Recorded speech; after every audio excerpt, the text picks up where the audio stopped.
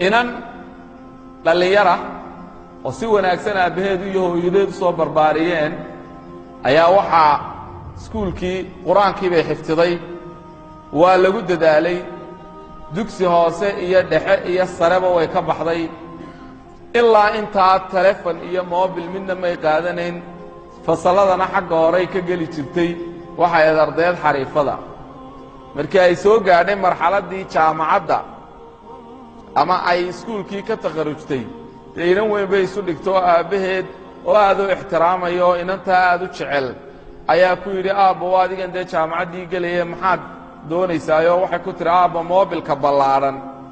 ee faraha lagu walaaqo kaasaan rabaa kaa wuu soo iibiyey burkaba bahalka muu filan qisadaasi hargeysay ka dhacday markuu u soo iibiyey nabadii caana waxaan ahaynba waa la kala qaadaaye mid kaloo aafaysan ayaa iyadu markiiba arrimo aanay haabka iyo hiyigaba ku haynin tustay oo tiri dee waxaa la soo furtaa internetkii oo halkanaa la galaa oo waa sidan oo waxaa la samaystaa account noocana oo waxaa la samaystaa fasaad buug annagu waxaan u naqaanaa fasaad buug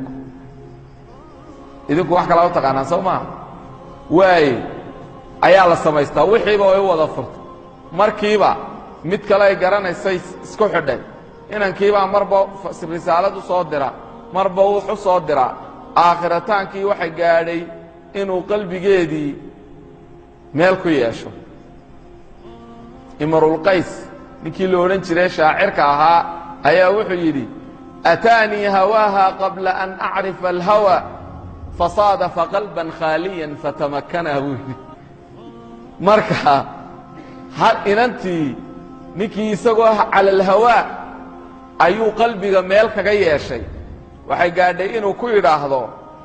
soo dir suuradahaaga iyo sawirradaada marba mid bay u dirtaa marba mid bay u dirtaa waxay aakhirkii gaadhay in ay uu ku yidhaahdo sawir xijaabanooyo asturantay markii dambe wuxuu ku yidhi waxaan ku weydiiye horta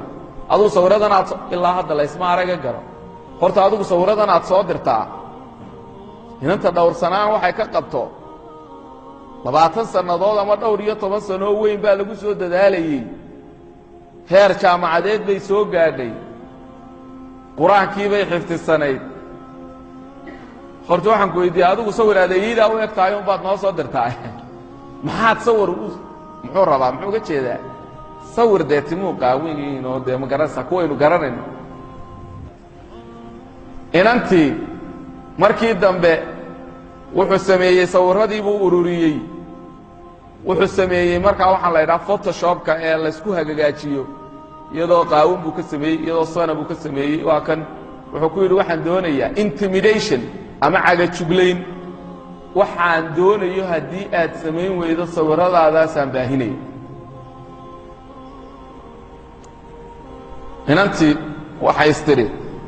ceebtaada oo kow og yahay kun looma sheegay yidhaahdaa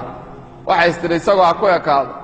way u baxday oo way aragtay oo wuxuu ku samaynayey buu ku sameeyey waraabe dhergey baa walaalkii xasuustay waraabuhu wishiirri baa la idhaahdaa markuu neef helo wuu isu qayshadaa buu idhaahdaayo wuu isu soo ururaa markuu inantii wuxuu doono ku sameeyey ayuu ku casuumay kuraydii xaafadaha iyo asxaabtiisa inantii way xejin kari weyday problemkii iyo mashaakilkii ilaan cidna uma sheegi kartee balaayadanna ma garanaysee dabadeedna way waalatay way ku dhufatay markay inantii xanuunsatay ee maskaxda xanuunkaasi kaga dhacay ka bacdina way sheekaysay wax walba way ka sheekaysay ninkiibay ka sheekaysay wax walba ninkiibaa ogaaday dee in reerkii raadinayo xabad lala doondoonayo dabadeedna wuu baxsaday tahriib buu ku dhuftay isagana ilaahay baa qisaasay oo dooni baa kula degtay badweynta hindiya iyo maxaa la yidhahdaa libiya atlantic oceanka ee u dhaxaysa maxaa la yidhahdaa mediterranean seaga ayay kula degtayoo halkaasuu ilaahay ku qisaasay waxay iigu war dambaysay inantii oo xanuunsanaysa oo cilaajyada ku xidhan aafo ma yahay moobil mise maaha ajala ma goyn karaa mise ma goyn karo mindi laba afle ma yahay oo ku gowracaysa idinkaa jawaabahaan idiin dhaafayaa iyo ummadda kale faraha badan